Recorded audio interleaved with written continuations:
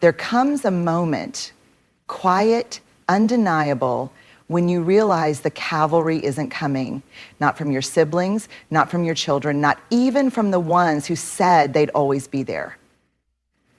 And it's not because they don't care, it's because they're living their lives just as you should be living yours.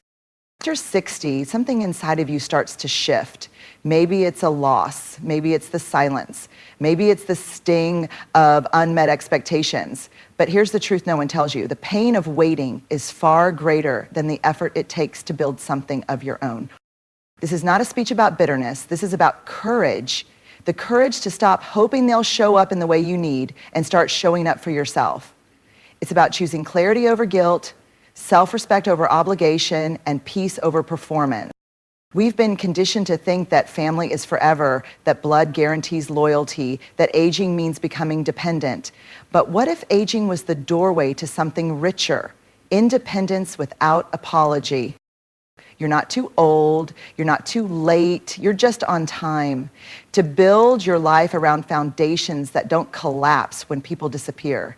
You deserve to feel strong, safe, and sovereign, not because someone gave you permission, but because you finally stopped waiting. There's a quiet kind of power that emerges when you no longer feel the need to defend your peace. And it often arrives later in life when you've been burned enough times, stretched too thin, and made small for far too long.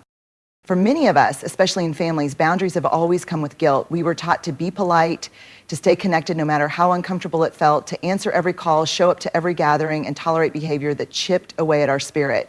We feared being called selfish, dramatic, difficult, or disrespectful. So we kept explaining ourselves, trying to justify why we needed space, time, silence, or simply respect. But here's what you learn after 60. Your peace is not up for negotiation, not anymore. You've earned the right to protect your heart without sending anyone a memo. You can say no without a footnote. You can decline the dinner, the phone call, the argument, the expectation without offering a single excuse. You are not required to stay emotionally available to people who constantly dismiss your boundaries and call it love. You're not required to entertain guilt trips disguised as tradition, and you are absolutely not required to let family, biological or chosen, treat your presence as something they're entitled to rather than something that is earned. A real boundary isn't about controlling someone else's behavior, it's about protecting your own energy. And you don't need to shout, argue, or convince anyone. A boundary can be as simple as not replying, as calm as not showing up, as quiet as removing access without drama. You don't owe an explanation for why you no longer feel safe. You don't owe a justification for choosing peace over obligation. You are not cruel for stepping back. You are wise.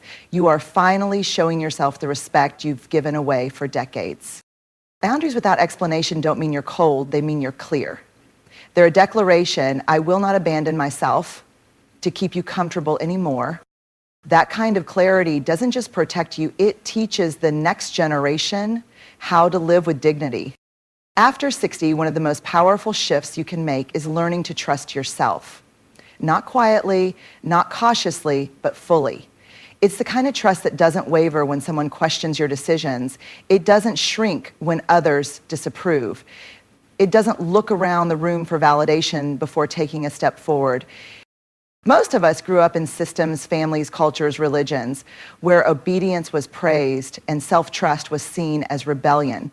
We were taught to second-guess our instincts, defer to authority, and seek approval before making choices. Even as adults, we waited. Waited for someone to say, you're right. Waited for someone to say, it's okay to do that. Waited for someone to see our worth before we believed in it ourselves. But now, after all you've lived through, self-trust must become non-negotiable. Self-trust means listening to your own voice over the noise. It means knowing what's right for you, even if it makes no sense to your family, your friends, or the people who think they know you. It means no longer waiting for someone to say you deserve better because you already know you do. It's trusting yourself enough to walk away from conversations that leave you feeling small. Trusting yourself enough to spend money on your well-being, even if others call it selfish. trusting yourself enough to start something new at 61 or 75, even if no one claps or notices. This kind of self-trust isn't loud or arrogant. It's steady. It's the quiet confidence that says, I don't need to explain this. I know it's right. I don't need anyone's blessing. I already gave myself permission. I've spent enough years asking, pleasing, waiting. I choose me now. And when that inner voice begins to grow louder than the doubt around you, you'll realize you were never too late. You were just waiting for your own courage to arrive. By the time you reach 60, you've likely learned the hard way. Not all relationships are meant to be held on to. Some connections, no matter how long they've been in your life or how deep the bloodline, do more damage than good. And the greatest gift you can give yourself in this season is discernment. The wisdom to know who feeds your soul and who quietly starves it. This isn't about bitterness. It's about self-respect. It's about finally admitting what you felt for years. Some relationships leave you emotionally exhausted, mentally second-guessing, and spiritually empty. You hang up the phone drained. You leave the gathering feeling invisible. You show up out of obligation, not desire. That is not love. That is not connection. That is emotional erosion, and it has no place in your life moving forward. So relationships that nourish don't demand explanations for your growth. They celebrate it. They don't make you feel guilty for having boundaries. They respect them. They don't weaponize your vulnerabilities. They hold them with care. These are the people who see you not just out of duty, but because they genuinely want to. And nourishing relationships don't have to be many. After 60, it's not about having a large circle. It's about having a few genuine souls who meet you in truth, not in performance. Friends who ask how you really are. Companions who don't drain you with drama, competition, or judgment, but who bring ease, laughter, stillness, and sincerity. Sometimes those people aren't family, and that's okay. Sometimes they're new, and that's beautiful. You're allowed to outgrow the people who once felt safe. You're allowed to open your heart to strangers who become soul family. You're allowed to rebuild your circle based not on shared history, but on shared healing. This is your time to release the people who only show up when they need something. The ones who treat your kindness like currency, your time like a transaction, your love like a burden. You are not a lifeline for those who refuse to swim. You are not a vessel for other people's emotional debts. You are here to give and receive, not just give until you break. So ask yourself, does this connection bring peace or pressure? Do I feel heard or just tolerated? Am I shrinking to fit this relationship or expanding to meet it? Your answers will tell you everything. Let the rest go, not with rage, but with reverence. You are allowed to love people from afar. You are allowed to honor your heart. And you are allowed to create a life surrounded by energy that heals, not harms. You deserve relationships that nourish you deeply, not ones that cost you your peace to maintain. There's something powerful about reaching an age where you stop spending your energy and your money to be liked, needed, or approved of. Financial clarity, especially after 60, is not just about numbers. It's about boundaries, priorities, and freedom.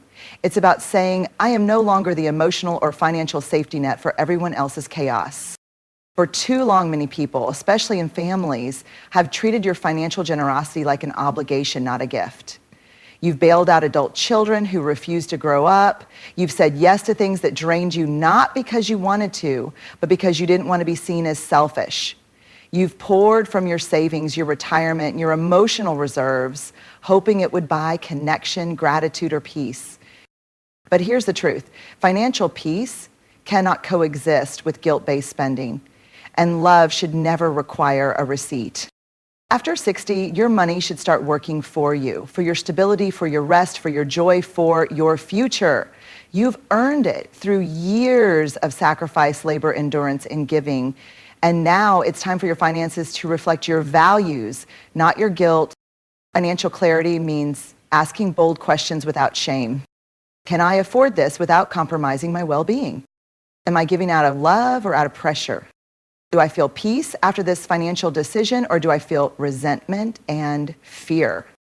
You are not required to underwrite someone else's irresponsibility, no matter how close they are to you, especially if that generosity robs you of your own security. This is not about becoming cold. It's about becoming conscious. And it's not just about giving, it's about spending too. After 60, financial clarity invites you to spend with joy, not apology. Take that trip, buy yourself comfort, invest in your health. Take that clarity is not selfishness, it's self-respect.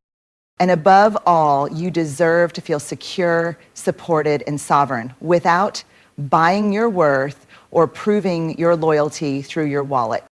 When we think of leaving a legacy, we often think of material things, property, heirlooms, money, or a family name. But what if the most powerful legacy you could leave isn't something that can be held in the hand, but something that frees the heart? Emotional freedom after 60 is not just a personal victory, it's a generational gift. For decades, many of us lived under emotional weight that wasn't ours. We carried shame we didn't earn. We stayed silent to keep the peace. We tolerated mistreatment because we didn't want to rock the boat. We performed for love, earned our worth through sacrifice, and wore guilt like a second skin. But eventually you reach a point where the cost of emotional confinement becomes too high, where your spirit whispers, it's time to stop surviving and start living. And that's what emotional freedom is. It's no longer betraying your truth to keep others comfortable. It's no longer managing everyone's reactions just to avoid conflict. It's no longer shrinking, softening, or silencing who you are to fit inside someone else's idea of you. Emotional freedom means you say what needs to be said even if your voice shakes. It means you choose peace over performance. It means you make space for joy without apology, regret, or needing it to be earned. And the beauty of choosing this freedom now, after 60, is that it gives others permission to do the same. It says to the younger generations watching, you don't have to wait your whole life to feel this free. You can speak up, say no, walk away, take space without guilt. You're allowed to choose yourself without explanation. That is a legacy, not the house, not the money, but the healing. A legacy of emotional freedom means you've stopped handing down pain that was handed to you. It means the cycle ends with you, not with resentment, but with radical self-awareness and grace. Imagine your grandchildren growing up watching a version of you that wasn't afraid to rest, to laugh, to be misunderstood, to walk alone, to be joyful without justification. Imagine them learning from your life that freedom isn't a reward for pleasing others. It's a right you claim when you finally believe you are enough. After 60, you don't need to prove your worth. You need to live it. And that is how you leave a mark that doesn't fade, a legacy of emotional liberation, born not from perfection, but from the decision to stop waiting for others to change and to instead free yourself. One of the most beautiful transformations after 60 is this. You stop chasing applause and start following alignment. For so long, many of us lived in service to external validation. We worked hard to be good parents, good partners, good siblings, good children, hoping someone would notice, hoping someone would say, you did a good job. We wore ourselves out giving, fixing, proving, waiting for recognition that often never came, or when it did, felt hollow and late. All the work that we did, but something shifts with age, and with that shift comes freedom. The freedom to ask, what would I do if no one clapped? What would I create or say or pursue if I didn't need anyone to be impressed? That's where true purpose begins, not in being seen, but in being true. Purpose after 60 isn't about chasing significance, it's about meaning. Deep, soul-level meaning that fills you, whether or not anyone ever knows about it. It might be found in tending a garden, volunteering quietly, mentoring someone who never had guidance, painting for no one but yourself, or writing the story you wish someone had written for you. The beauty of purpose in this stage of life is that it's finally for you, not to win a parent's approval, not to impress a child, not to prove your worth, but because you are still here. And that means your life still has rhythm, voice, color, value. And sometimes your purpose is quiet. It doesn't need a platform. It doesn't have an audience, but it heals you, softens you, awakens you. You no longer need a social media post